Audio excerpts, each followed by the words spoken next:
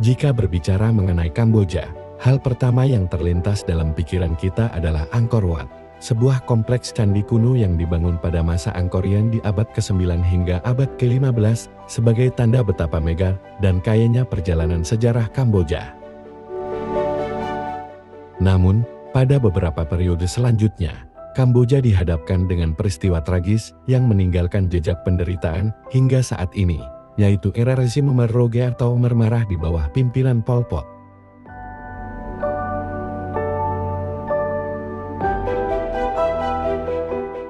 Sejarah bermula pada periode awal pasca Perang Dunia II, di mana muncul gerakan koalisi anti-Prancis dan anti-kolonial Khmer Issarak yang didukung oleh pemerintah Thailand dan Viet Minh.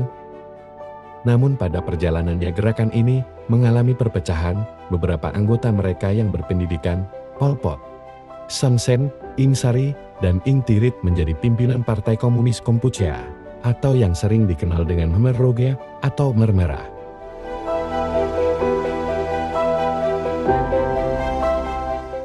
Setelah Kamboja merdeka di tahun 1953, Raja Sihanouk menyerahkan kekuasaannya agar ia dapat menjadi kepala negara.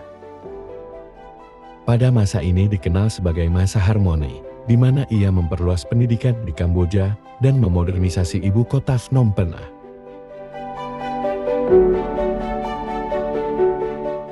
Namun, pada masa ini pula terjadi korupsi besar-besaran dan terjadi kesenjangan sosial serta ekonomi. Kota berkembang menjadi wilayah kosmopolitan dan menawarkan pendidikan dan kesempatan bagi penduduknya, sedangkan pedesaan tetap dihuni oleh petani yang hidupnya relatif tak berubah. Saat Perang Vietnam, Sihanouk mengambil langkah netral. Ia tak memihak Vietnam maupun Amerika Serikat. Namun beberapa pihak menduga bahwa ia berada di pihak Vietnam, ditandai dengan dibangunnya pangkalan Vietnam di Kamboja yang menyebabkan didukungnya pergantian kepemimpinan oleh Amerika Serikat. Sihanouk kemudian digantikan oleh Lon Non, Perdana Menterinya. Khmer Merah kemudian melakukan pemberontakan di wilayah desa dan mengambil kekuasaan dari tangan Lon Non.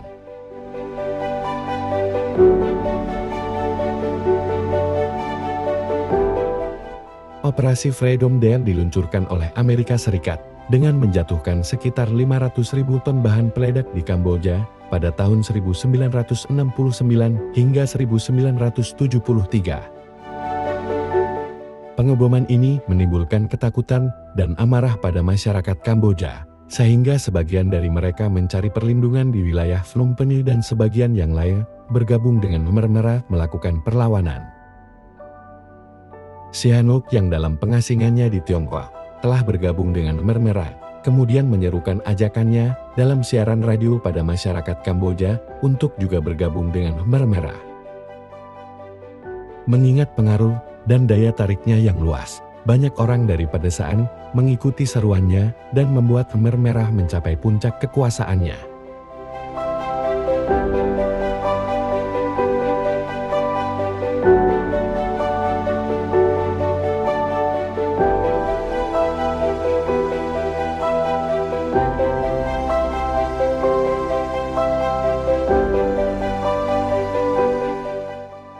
Pada tahun 1973, Khmer Merah telah menguasai sebagian besar wilayah pedesaan dan memerintah masyarakat desa untuk melakukan swasembada pertanian dan hidup dalam kebersamaan. Mereka juga mengeksekusi orang-orang yang tertuduh sebagai pengkhianat. Di samping itu, kehidupan di kota semakin memburuk. Hal ini disebabkan oleh membengkaknya populasi kota dan diblokirnya jalur pasokan beras ke kota oleh Khmer Merah. Selain itu, pasukan Amerika Serikat mengakhiri pengeboman mereka, sehingga membuat pemerintah Lon Non berjuang sendiri.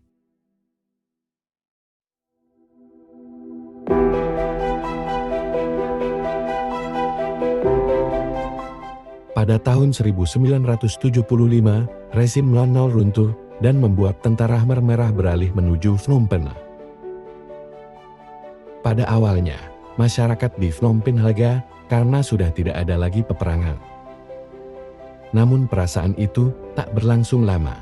Tentara Khmer Merah kemudian memerintahkan penduduk kota untuk bergegas ke desa dengan alasan Amerika akan menjatuhkan bom setelah mereka mengambil alih ibu kota. Para penduduk tak diberi waktu untuk mengemasi barang-barangnya.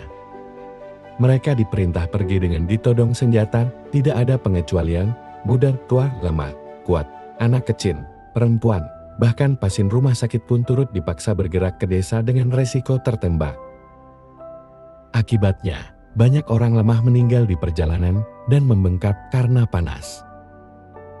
Sesampainya di desa, baik penduduk kota maupun desa dipaksa untuk bekerja di kamp pertanian dan membangun bendungan dan tanggul. Selain itu, terdapat gagasan tahun 0 di mana Khmer Merah berupaya untuk menghapuskan sisa-sisa rezim sebelumnya dan membangun tatanan masyarakat baru dengan cara dilakukannya perampasan mobil, radio, buku, perhiasan, pakaian, dan apapun yang menandakan kelas, kekayaan, dan individualitas. Selain itu, mereka juga membasmi ide-ide yang bertentangan dengan hal-hal yang mereka anggap bertentangan dengan revolusi mereka, ini termasuk agama, pendidikan, dan pengetahuan. Mereka menutup sekolah, menghancurkan kuil, dan perpustakaan. Pemimpin pemerintahan terdahulu juga tak luput dari eksekusi tentara Khmer Merah. Selain itu, mereka juga menargetkan orang-orang kaya, terpelajar, dan beragama. Banyak dari penduduk kota yang kemudian menyembunyikan pendidikan dan menghindari perilaku yang berhubungan dengan kelas atas.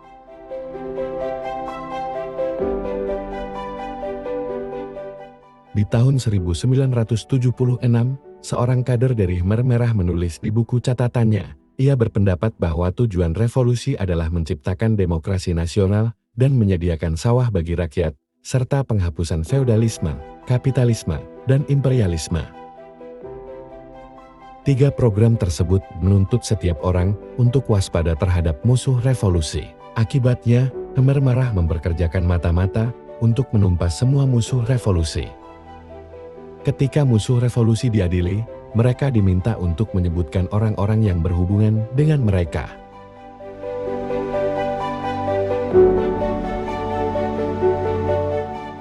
Pada tahun 1977 adalah tahun puncak ketidakpercayaan. Jajaran kader Khmer Merah pun banyak yang disingkirkan. Keluarga mereka banyak dikirim ke penjara dan dibunuh.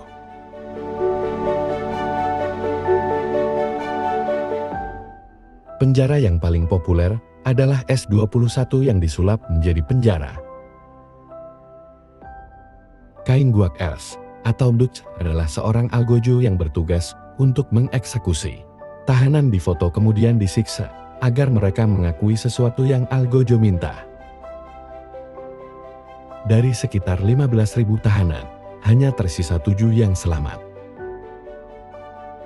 Tahanan yang mati kemudian dibawa truk untuk menuju ladang pembantaian. Kuburan massal di negara ini diperkirakan mencapai total 20.000. Era rezim Pol Pot benar-benar era terkejam sepanjang sejarah Kamboja. Para penduduk bertahan hidup hanya dengan 1 sendok bubur encer tiap harinya dan dipaksa untuk bekerja hampir sepanjang waktu. Mereka juga terpisah dari keluarga dan diperlakukan lebih buruk dari hewan ternak.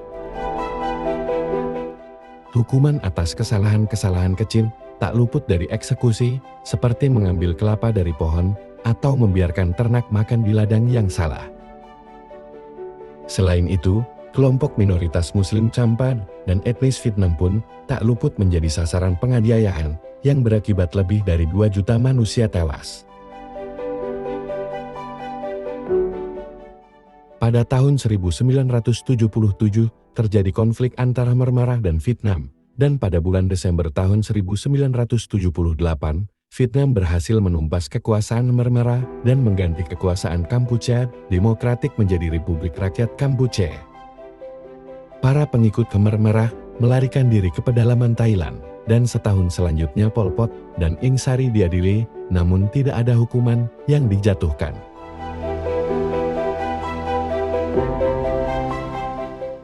Upaya rekonsiliasi terus diperjuangkan, hingga pada bulan Maret tahun 2010, Duch dinyatakan bersalah dan dijatuhi hukuman penjara seumur hidup. Selain itu, upaya rekonsiliasi juga dilakukan oleh kuil-kuil Buddha dengan memberi konsekuensi karma pada anggota tingkat bawah Khmer Merah dan harus membantu menyembuhkan orang sakit dengan pengobatan tradisional. Namun, tidak semua pelaku diampuni, beberapa tetap dijauhi. Namun, terdapat sejumlah masyarakat yang kembali hidup normal dalam masyarakat melalui toleransi. Hal ini hanya satu di antara beberapa upaya penyembuhan dan keadilan yang menjadi bagian dari budaya Khmer.